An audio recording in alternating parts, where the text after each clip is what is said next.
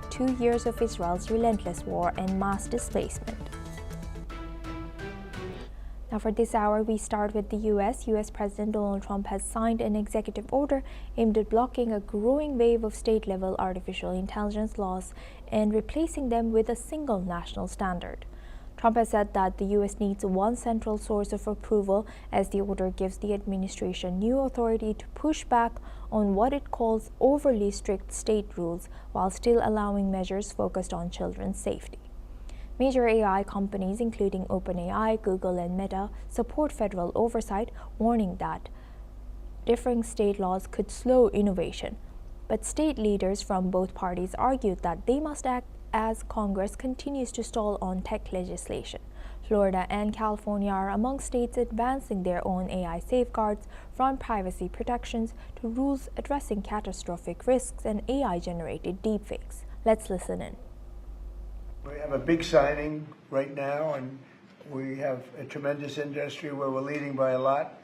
It's the AI, artificial intelligence. I always thought it should be SI, supreme intelligence, but I guess somewhere along the line they decided on the word artificial, and that's okay with me. That's up to them.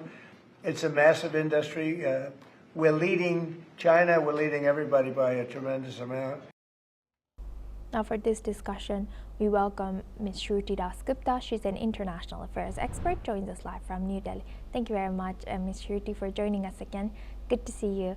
Now, looking at this, what are the potential political and economic implications of this replacing state-level AI regulations with a single federal standard?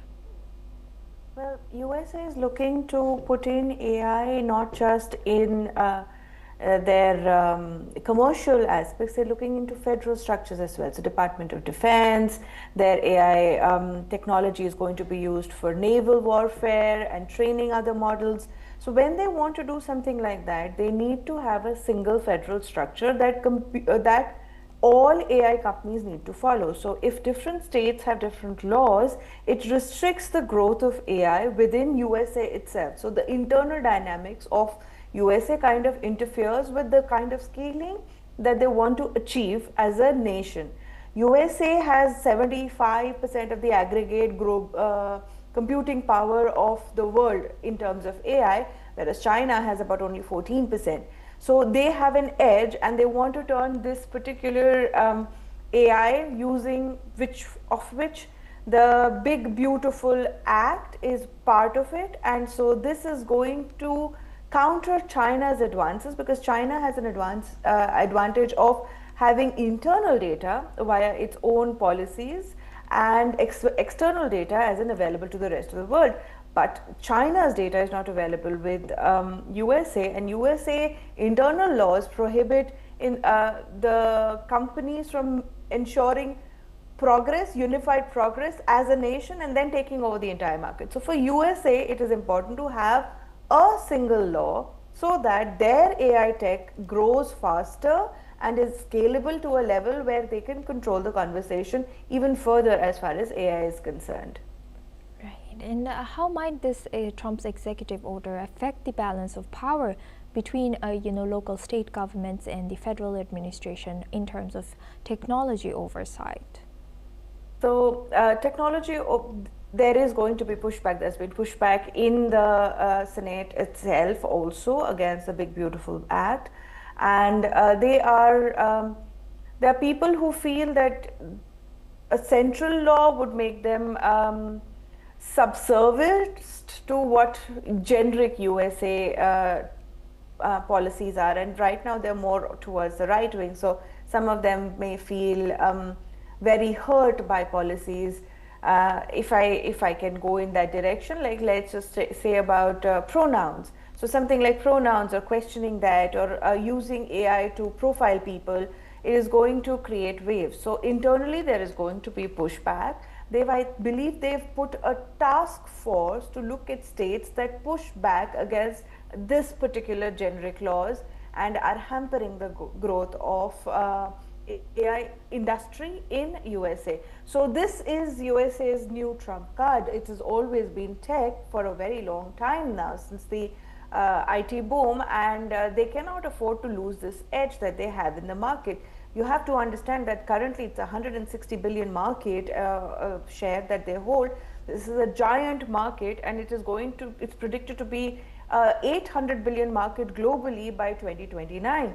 So if USA wants to keep its market share, not just in terms of aggregate scalability and computing power, but also in terms of the tech advantage that they have in it, they would need a very strong law to protect the AI companies that are going to be part of this particular development. People feel that this is Trump bowing down to technocrats and CEOs rather than protecting the people. But as a nationwide policy, it does seem to have its particular merits. And Ms. Shruti, lastly, what do you think? How should US now balance national AI standard to foster innovation while adequately addressing all the concerns? So the AI market is not restricted to USA. AI is available in EU, UK, India, Asia, China. It's a worldwide market. Each nation has its own set of rules, and these AI companies are expected to bow to those rules that each particular nation puts forth. So, having AI companies restricted by rules of various kinds is not something that is new, but within USA restricts the growth of USA, and that is something which is being countered by this particular law or action that he has taken. But of course, there should be an oversight committee into something like this, which prevents the CEOs from using this particular action, these particular directives by Trump, and weaponizing it against the US people themselves. And so there should be an oversight committee that is kind of going to look into how individual AI companies are benefiting and whether they're working towards the benefit of their own structures or towards the development of USA as a global AI power. So these are a few things that they need to look into. The pushback, the internal fights is not as relevant because ultimately they will have to bow down to what Trump is saying as of now. Oh, very insightful and educative. Shruti, thank you for always joining us and sharing that insight. Please stay with us as